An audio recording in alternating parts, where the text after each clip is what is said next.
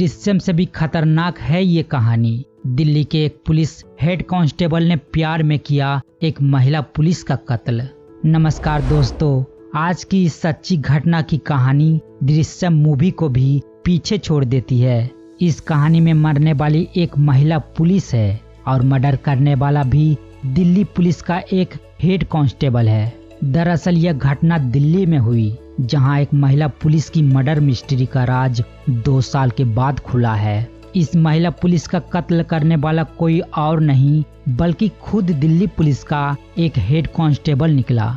इस कहानी में सब कुछ हुआ, एक्स्ट्रा मैरिटल अफेयर, प्यार, धोखा, कत्ल और आखिर में लाश को जिंदा रखने की एक अजीब कहानी। लेकिन अंत में उस महिला सिपाही का सिर्फ कंकाल मिलता है। मर्डर करने के बाद जिस तरह से फिल्म दृश्यम में नकली कहानी बनाई गई थी, उससे भी कहीं ज्यादा इस मिस्ट्री को बरकरार रखने के लिए उस पुलिस वाले ने एक अजीब कहानी बनाई। उसने इस तरह से कहानी बनाई कि खुद दिल्ली पुलिस भी कई महीनों तक चकमा खाती रही। लेकिन एक दिन हर जुर्म की कहानी खुलकर सामने आ ही जाती है। आखिर क्या है इस पूरे मर्डर मिस्ट्री की कहानी?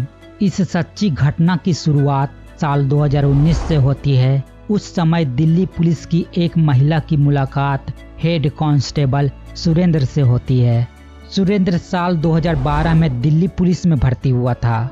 वो शादीशुदा था और अपनी पत्नी के साथ दिल्ली के अलीपुर में रहता था, जबकि महिला सिपाही बुलंदशहर की रहने वाली थी। लेकिन वह सिविल सर्विसेज की तैयारी के लिए दिल्ली के मुखर्जी नगर में रहने लगी थी।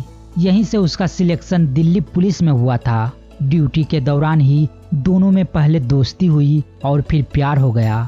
दोनों में काफी नजदीकियां भी रही थी। इसके बाद महिला सिपाही ने उसी सुरेंद्र पर शादी का दबाव बनाने लगी, लेकिन सुरेंद्र ने उसे झूठ कहा था कि वो कुंवारा है। असल में वो शादीशुदा था।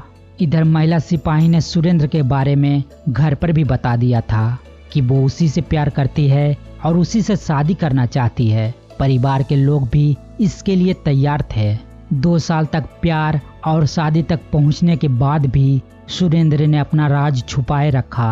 इसी बीच एक दिन अचानक महिला पुलिस ने सरप्राइज देने का प्लान बनाया। वो सुरेंद्र के अलीपुर वाले घर के पास पहुंच गई और उसे फोन किया।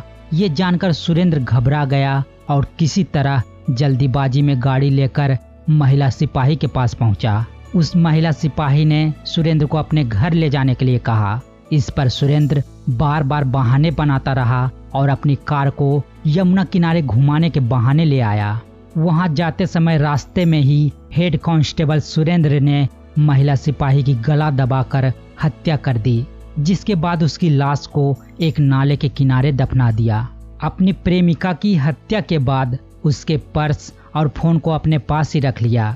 यह बात 8 सितंबर 2021 की है। काफी समय से जब महिला सिपाही का फोन पर उसके घर वालों का संपर्क नहीं हुआ तो उन्होंने मुखर्जी नगर थाने की पुलिस से संपर्क किया। घर वालों ने जब सुरेंद्र से भी पूछा तो बताया कि वो कुछ दिनों से काफी परेशान लग रही थी। इधर मुझसे भी कोई बात नहीं हुई है।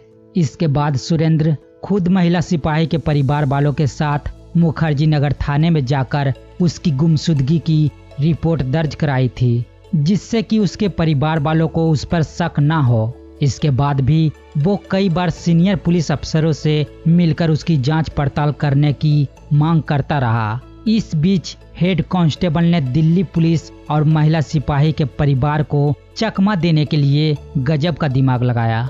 वो महिला सिपाही का आधार कार्ड और अन्य पहचान पत्रों की अलग अलग कॉपी निकालवाकर अपने पास रख लिया। इसके बाद उसी के जैसी दिखने वाली एक कॉल गर्ल का जुगाड़ किया। फिर उसी कॉल गर्ल के साथ उत्तराखंड के देहरादून, ऋषिकेश और फिर मसूरी के होटलों में जाकर ठहरा भी।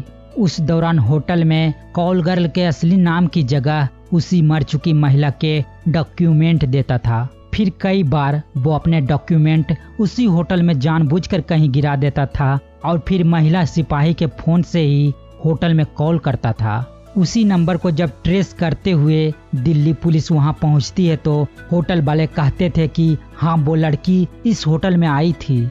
इस तरह से पुलिस के साथ साथ महिला सिपाही के घर वाले भी गुमराह हो जाते थे। इसी बीच महिला सिपाही की बहन बार बार पुलिस अधिकारियों से मिलकर कहती ये सब किसी साजिश के तहत किया जा रहा है। ये बात सुरेंद्र को भी पता लग गई और इस बार उसने एक और साजिश किया। अब की बार उसने ये दिखाने का प्रयास किया कि महिला सिपाही किसी और से प्यार करती थी और उसी के साथ भाग गई है। इसके लिए उसने अपने एक साले का इस्तेमाल किया, उसे फर्जी सिम कार्ड दिलवाया। इसके बाद वो देश के अलग अलग शहरों में जाकर कहता था कि महिला सिपाही उसके साथ है और वो अपने किसी भी परिवार वालों के साथ बात नहीं करना चाहती है। वो उसकी तलाश अब नहीं करे। इस बात पर परिवार वालों को शक हुआ कि जब वो मुखर्जी नगर में रहती थी तब खुद से शादी की बात कही थी। इसके लिए परिवार वाले भी तैयार थे। तब अचानक वो क्यों किसी दूसरे लड़के के साथ भाग जाएगी। इसके अलावा पिछले 2 साल में वो खुद क्यों बात नहीं की, हर बार कोई और क्यों बात करता है। इसके बाद महिला सिपाही की बहन ने फिर से सीनियर अफसरों से मिलकर जांच की मांग की, जिसके बाद दिल्ली क्राइम ब्रांच ने सुरेंद्र के साले तक पहुंच गई। उसका नाम रबिन था। उससे पूछताछ करने पर असली कातिल हेड कांस्टेबल सुरेंद्र के बारे में पता चला, जिसके बाद पुलिस ने दोनों को गिरफ्तार कर जेल भेज दिया। प्रिय मित्रों, यह क्राइम स्टोरी आपको कैसी लगी कमेंट में जरूर बताएं। वीडियो को एक लाइक कर दें, साथ में चैनल को सब्सक्राइब करके बेल आइकन को प्रेस करना ना भूलें। धन्यवाद।